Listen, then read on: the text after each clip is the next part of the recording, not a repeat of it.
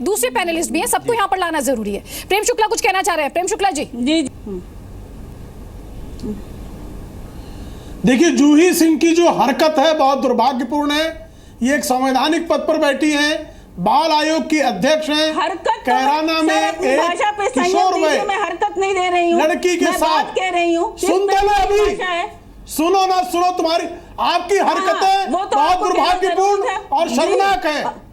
आप जिस तरह की हरकतें कर रही है वो बेहद सांप्रदायिक है, मुस्लिम तुष्टीकरण वाली है, असंवैधानिक है।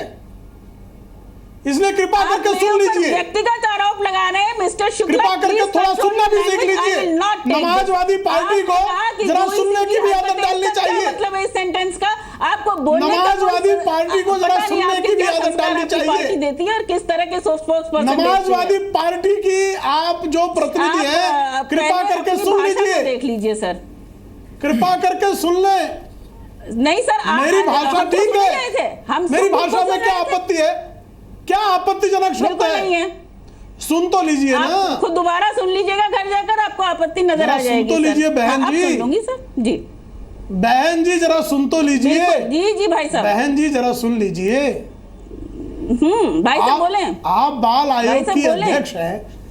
कैराना में कैराना में एक किशोर वय लड़की के साथ सामूहिक बलात्कार होता है, उसकी हत्या कर दी जाती है, मामला भी दर्ज नहीं होता है। और आप बाल आयोग की अध्यक्ष होने के नाते आपकी जिम्मेदारी थी कि आप तत्काल नोटिस जारी करते हैं, लेकिन आप उसको प्रोटेक्ट कर रही हैं। बिल्कुल मेरी जिम्मेदारी है, आप उसको प्रोटेक्ट कर रही हैं चैनल बैठ के।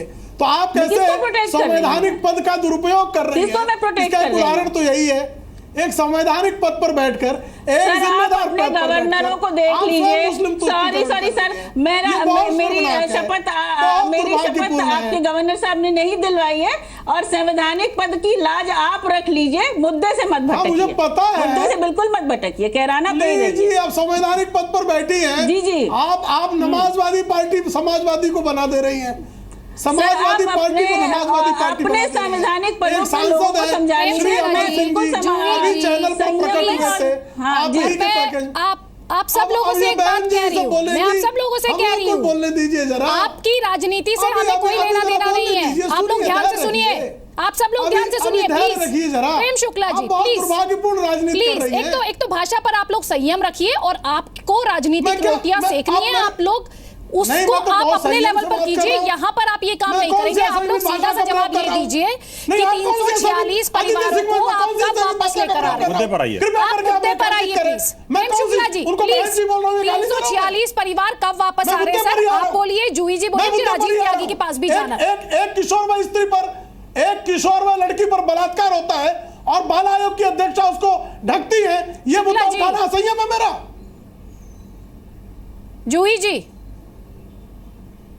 आप कब लेकर आ रहे हैं 346 हिंदू परिवारों को? कब आप वापस लेकर आ रही है? जो सरकार वाकया मैं बता रही हूँ, 346 परिवारों को लेने की बात शुरू करता हूँ और ये मेरे बीच में टोकती है। प्रेम शुक्ला जी प्लीज सुन लीजिए। प्रेम शुक्ला जी प्लीज सुन लीजिए, सर सुन लीजिए प्लीज जी। जूही जी, कब आ रहे हैं 346 हिंदू परिवार?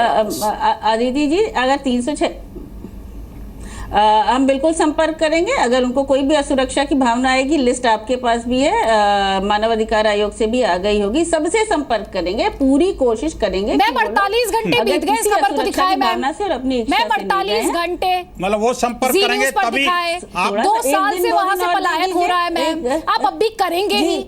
2 हफ्ते समय तो NHRC ने भी दे दिया है अदिति जी। अदिति जी 2 हफ्ते समय तो कमीशन से भी मिलेगा, हमें समय दे दीजिए, जिम्मेदार सरकार है। और भी अन्य बात करूंगी, और भी अन्य परिवार अगर अपनी इच्छा से नहीं गए होंगे। अदिति जी मुझे बताइए, अदिति जी और सॉरी जूही जी, तो उनको भी वापस लाने की कोशिश करेंगे। कैराना एक शांत जगह, क्या बताऊं मैं आपको। जूही जी कम से कम देखिए, आप एक जिम्मेदारी वाले पद पर हैं, आपको कम से कम एक सरकार के प्रतिनिधि होने के नाते आपको कम से कम हिंदुओं के आंसू पहुंचने का तो दायित्व तो बनता है ना। ठीक है कि आप रोक नहीं पाई, आप उनका उत्पीड़न नहीं रोक पाई। और नहीं देखिए, जिस प्रकार से पश्चिमी उत्तर प्रदेश में पिछले दिनों में बड़े पैमाने पर हिंदुओं का दमन हुआ है, जिस प्रकार से गौ हत्याओं के केस जी राजनीति देखिए आपको मुझे रोकना पड़ा क्योंकि मुद्दे से भटक रहा है। आप मुद्दे पर वापस आइए। ठीक है शुक्ला जी प्लीज केस भी रजिस्टर करने को तैयार नहीं। जी बोलिए प्रेम शुक्ला जी, बात पूरी कीजिए सर। 4 हिंदुओं की हत्या हो जाती है और उसका केस रजिस्टर करने के लिए जो लोग तैयार नहीं, वो कहते हैं हम सबको न्याय दे रहे हैं। इनकी अन्यायपूर्ण नीति जो है उसका वो बेनकाब हो चुकी है। उसके बाद भी इनकी बेशर्मी की इंतहा ये है कि अभी भी सरकार को डिफेंड कर रहे हैं और इनसे न्याय की अपेक्षा की जाए।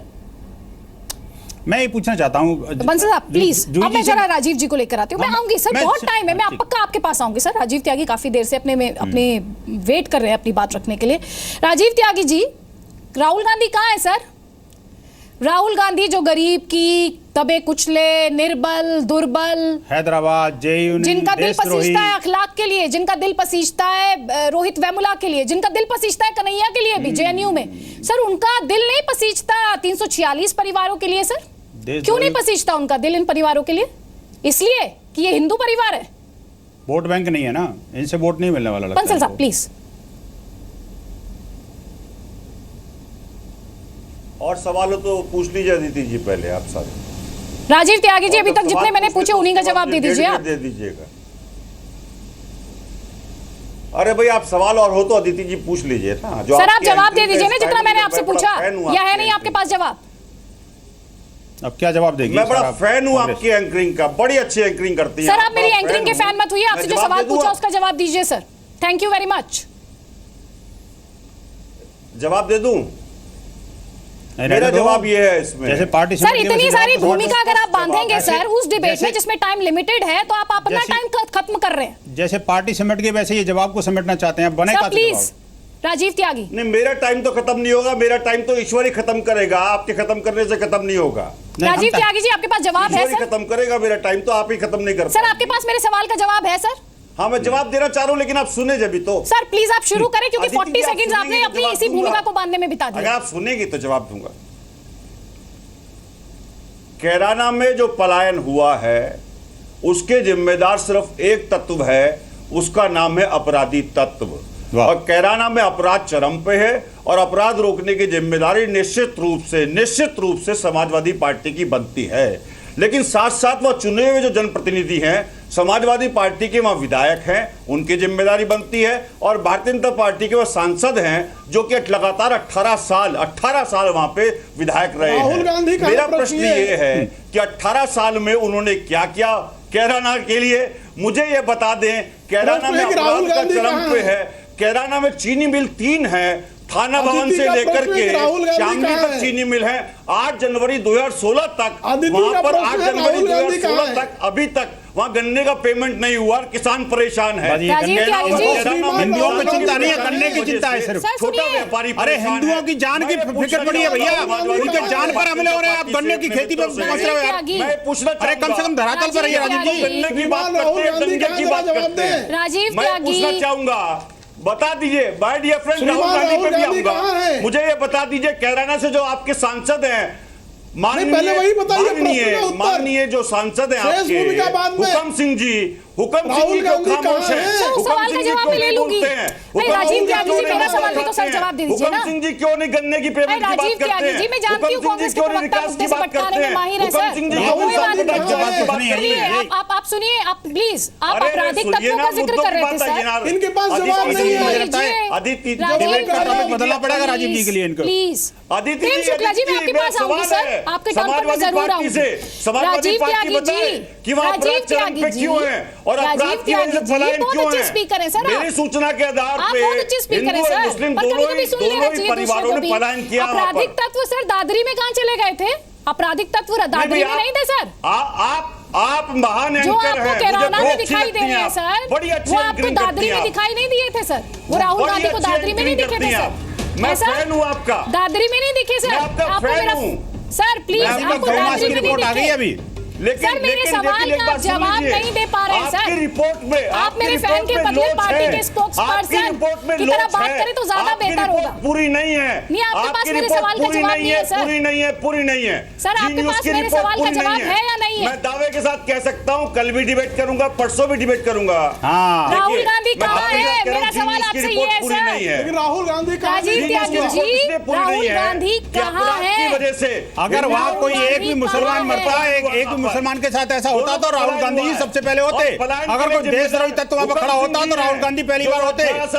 अगर कोई हिंदू द्रोही, अगर किसी हिंदू द्रोही की टोपी भी उड़ जाती तो राहुल गांधी पहले वहाँ पर होते। 340 हिंदू परिवारों की उसको कोई चिंता नहीं है। राजीव आखिरकार क्या कौन सी पार्टी है आपकी? सांप्रदायिकरण करने की साजिश। राजीव जी, मुझे बताइए कि आखिरकार दादरी में अखलाक के लिए तो आंसू बहाने वहां चले गए थे, और जब गौ मास की रिपोर्ट आ गई तब उस वक्त कहाँ है? उन्होंने सॉरी क्यों नहीं फील किया? आखिरकार उतने सारे हिंदुओं को क्यों प्रताड़ित किया गया? पार्टी को आप सब लोगों के कारण। देश की सबसे पुरानी पार्टी कहलाना पसंद करती है, लेकिन बहुत तकलीफ हो रही है हमारे मुझे विधायक के कि जो अपने आप को ग्रैंड ओल्ड पार्टी कहलाती है, उसे इन परिवारों के साथ खड़ा होना चाहिए। राजीव त्यागी, उसे इन 346 हिंदू परिवारों के साथ खड़ा होना चाहिए, सर। लेकिन हुक्म सिंह ने उसमें योगदान नहीं और दिया। आपके प्रवक्ता को तो ये तक पता नहीं होता है कि कैराना कहाँ है। बेहद शर्म की बात है।